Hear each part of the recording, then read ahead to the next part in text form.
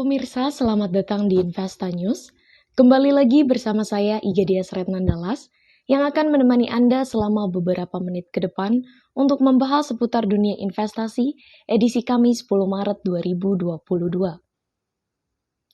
Berita pertama pada hari ini datang dari indeks harga saham gabungan yang terpantau menguat pada penutupan perdagangan Rabu setelah 2 hari berturut-turut ditutup ke zona merah. Indeks harga saham gabungan bertengger pada posisi 6.864,44 atau naik 0,74% atau 50,26 poin. Sepanjang perdagangan, IHSG sempat mencatatkan posisi tertinggi hariannya pada level 6.888,93 hingga terendah di level 6.824,09. Tercatat nilai transaksi mencapai 31,26 triliun rupiah dengan volume saham yang diperdagangkan sebanyak 23,88 miliar unit saham. Sektor properti paling bersinar dengan kenaikan 3,89% dan diikuti sektor transportasi yang juga naik 3,13%. Meski IHSG tercatat menguat, disayangkan investor asing justru berbondong-bondong melakukan aksi jual bersih hingga 11,32 triliun rupiah di seluruh pasar. Aksi net foreign sale terlihat paling banyak terjadi pada saham PT Bank Mega yang mencapai 11,95 triliun rupiah. Kemudian disusul oleh saham PT Aneka Tambang yang juga dilego asing dengan net sale 132,54 miliar rupiah. Sebaliknya, investor asing masih memborong saham PT Astra International dengan net buy 209,36 miliar rupiah.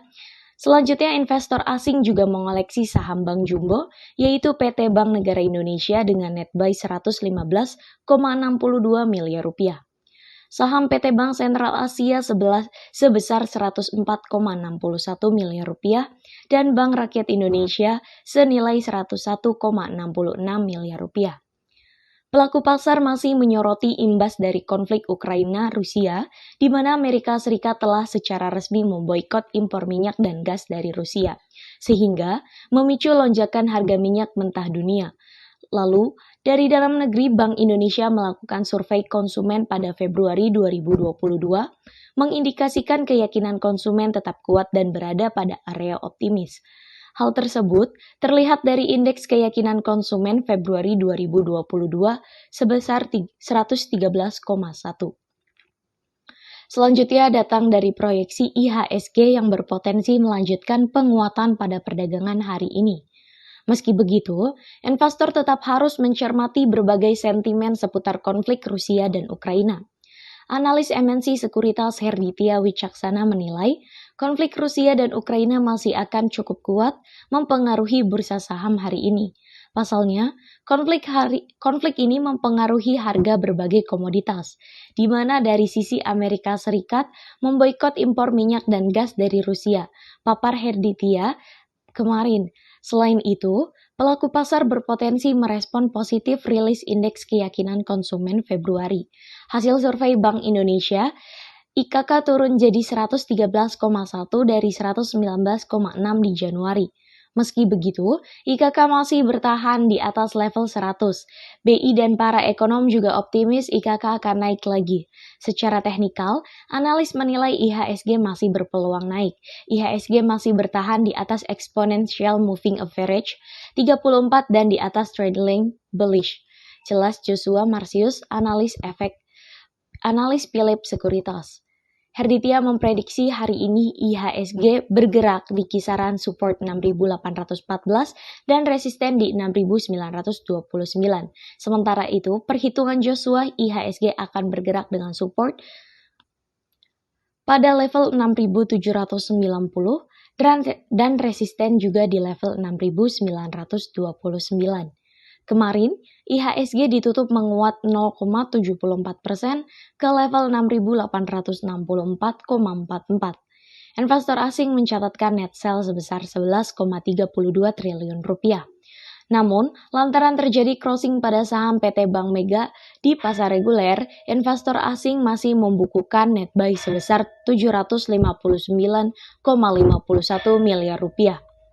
Beralih pada sektor komoditas, harga emas global bergerak bervariasi pada perdagangan Rabu petang. Sementara, harga emas Antam melejit pada perdagangan Rabu pukul 15:12 waktu Indonesia bagian Barat. Kontrak emas paling aktif untuk pengiriman April di divisi COMEX New York Exchange menguat 0,47% menjadi 2.053 US dollar per troy ounce. Di pasar spot, harga emas terkoreksi 0,29% ke level 2.044,71 US dollar per troy ounce.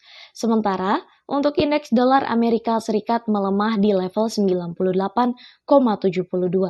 The Fed menyatakan siap menaikkan suku bunga acuan pada pertemuan Maret. Akan tetapi, ancaman inflasi yang meningkat seiring perang di Ukraina dan sanksi ekonomi ke Rusia yang menyebabkan kenaikan minyak mentah membuat pasar ragu The Fed akan tetap mengambil langkah agresif.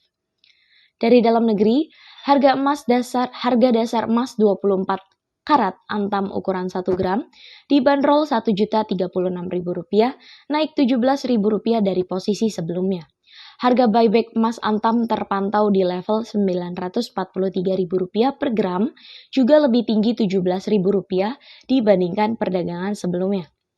Selanjutnya pada sektor komoditas yang kedua, diketahui bahwa harga minyak sawit mentah atau crude palm oil kembali menguat di bursa berjangka Malaysia pada penutupan Rabu setelah sempat terkoreksi pada sesi perdagangan sebelumnya. Produksi minyak sawit yang rendah dan lonjakan permintaan mendongkrak harga sempat mencapai level tertinggi sepanjang masa. Terhambatnya ekspor minyak biji bunga matahari dari wilayah Laut Hitam juga menjadi pendorong harga crude palm oil. Pembatasan ekspor minyak dari produsen utama makin memperparah pasokan minyak sawit di pasar global. Berdasarkan data perdagangan bursa derivatif Malaysia, harga crude palm oil pada penutupan perdagangan Rabu untuk kontrak Maret menguat ke level Rp7.621 Malaysia per ton atau 8,82% dari penutupan sesi sebelumnya. Untuk kontrak April 2022, harga CPO berjangka di Malaysia juga menguat 11,29% ke level Rp7.582 Malaysia per ton dan untuk kontrak Mei 2022 terangkat 10,26% ke level Rp7.074 Malaysia per ton. Malaysia sedang mengalami krisis tenaga kerja perkebunan sehingga produk sawit terhambat. Seperti diketahui, sebanyak 80% tenaga kerja perkebunan sawit Malaysia merupakan pekerja asing.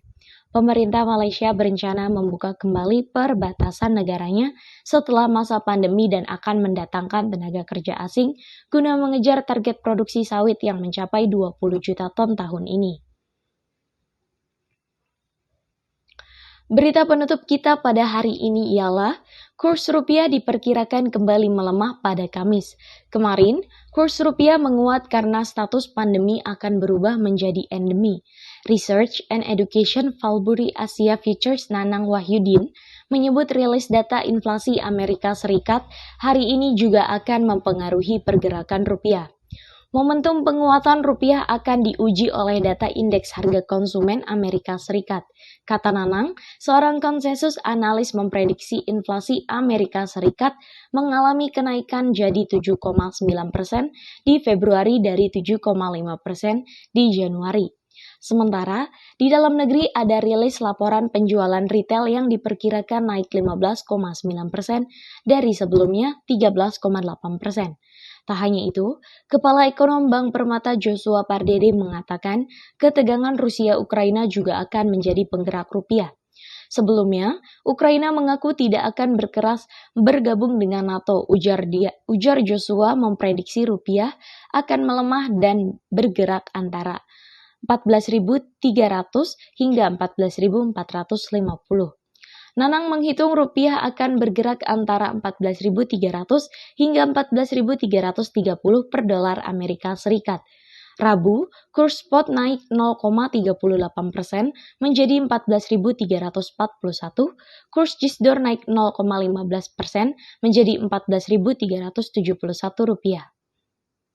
Berita tersebut menjadi berita penutup kita pada pagi hari ini. Saya Gede Sretnandalas pamit undur diri, sampai jumpa.